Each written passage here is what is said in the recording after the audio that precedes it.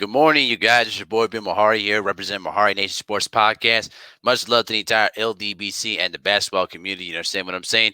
Don't miss basketball conversations every Friday night, 9 p.m. Central Time, is where we discuss basketball related topics, news, debates, and everything else in the world of basketball. You understand what I'm saying? If you guys are new to the channel, make sure to hit the subscribe button, hit the bell icon to get all the latest notifications when I start dropping videos or when I start hosting live streams. So stay tuned for all that good stuff. You know what I mean? And please share the word about the channel as well. So this is kind of more of a historical video in a sense there too. I've been doing most of that though lately. So I'm going to discuss to you guys all around point guard that deserves a lot more recognition than I think a lot of the new fans are giving him for. And the guy that I'm talking about is Mr. Jason Kidd. And so Jason Kidd was perhaps one of the best complete point guards you'll ever find in the NBA.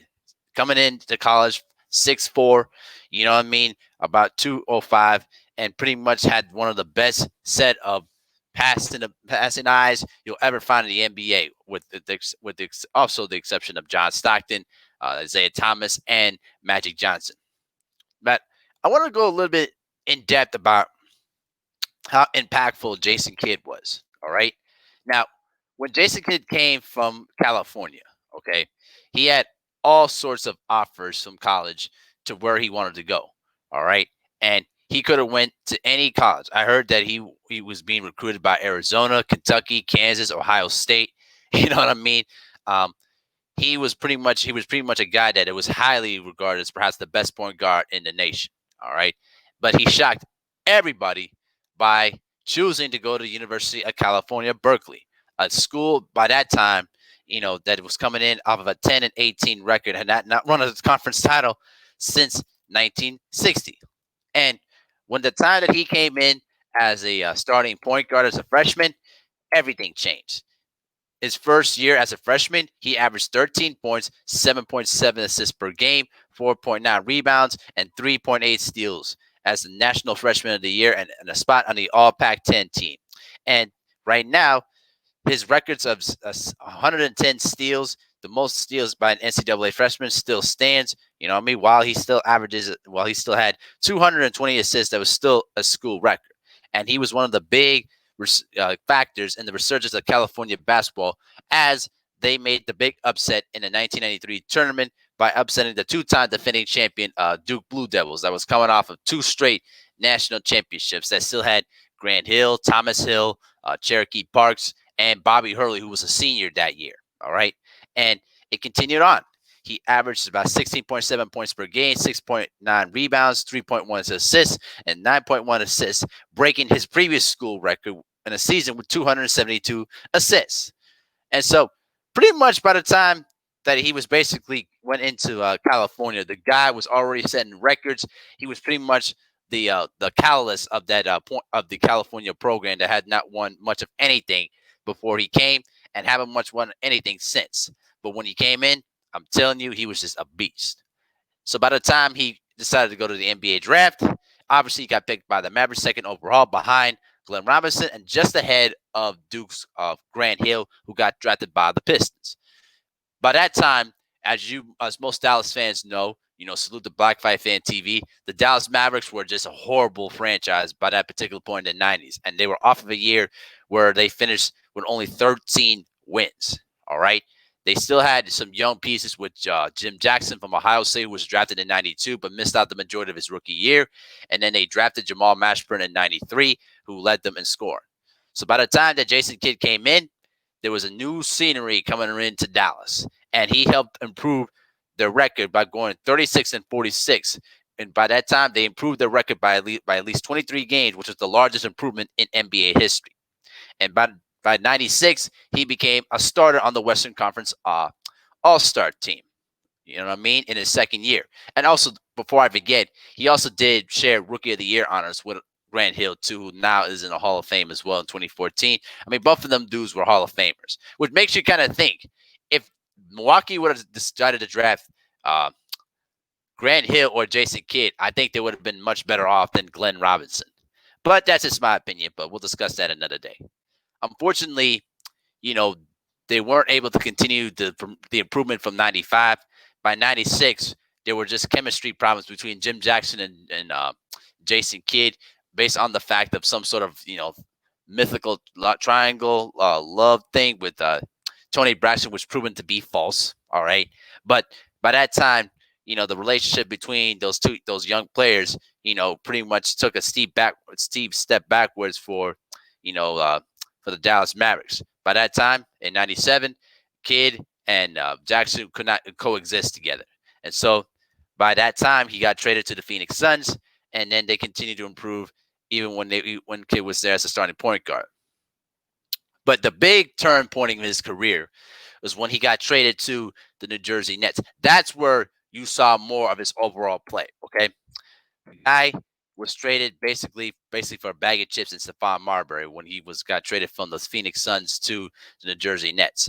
That New Jersey Nets team featured Richard Jefferson, Jason Collins, you know what I mean?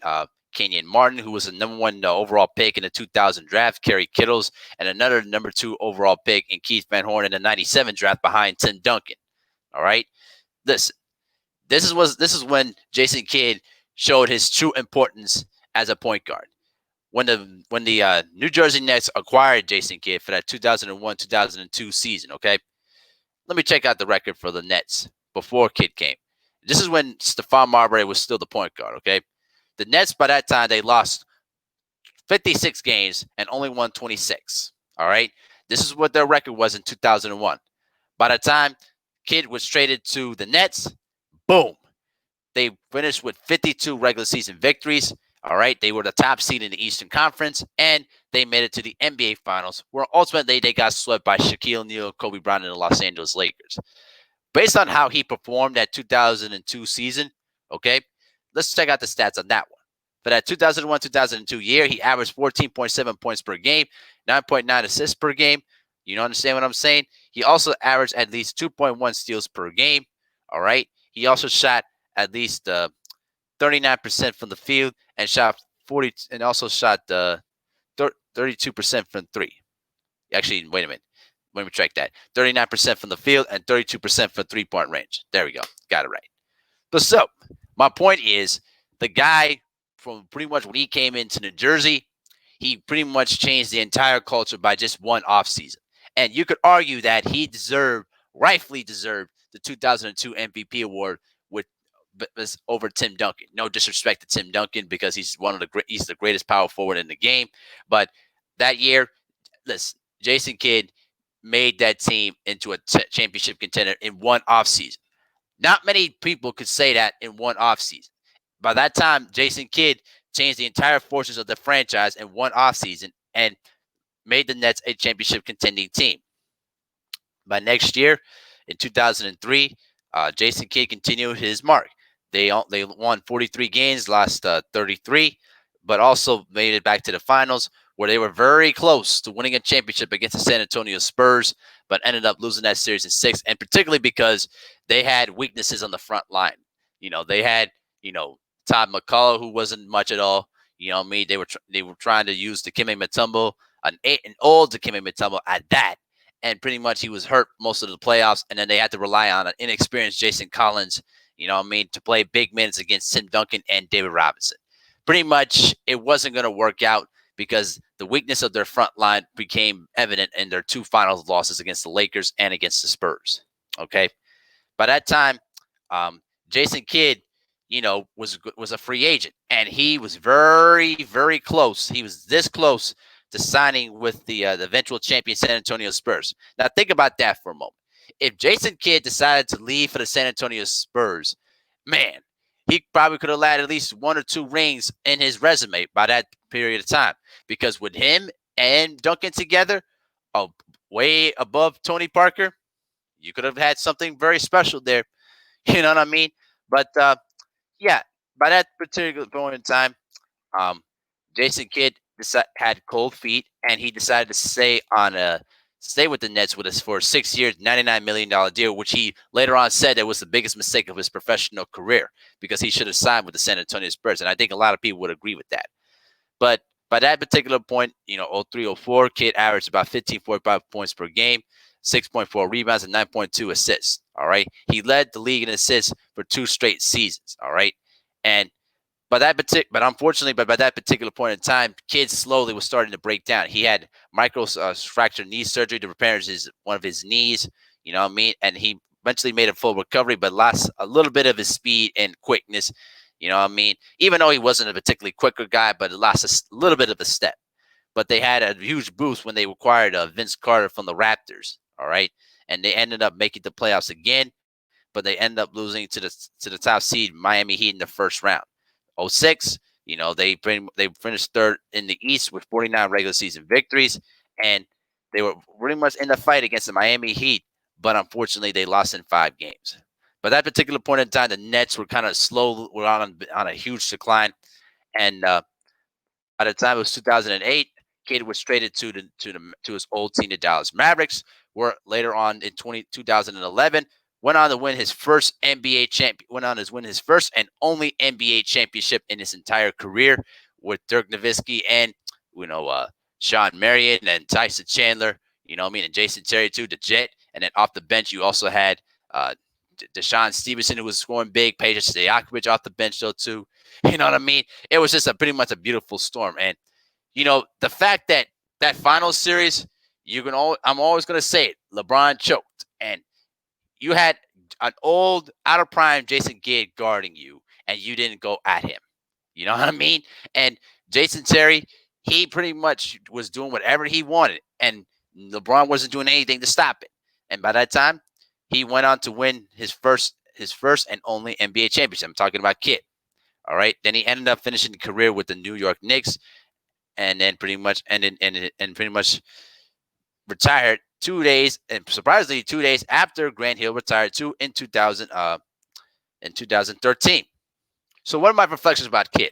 Well, the one thing that I always loved and respected about Jason Kidd is how he improved his game with each passing year.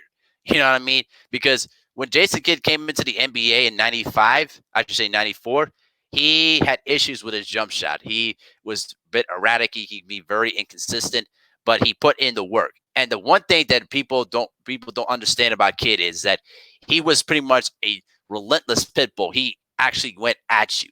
And one of my favorite moments that people talk about is when Jason Kidd stood up to Michael Jordan when he was not playing defense during the 2003 All-Star game.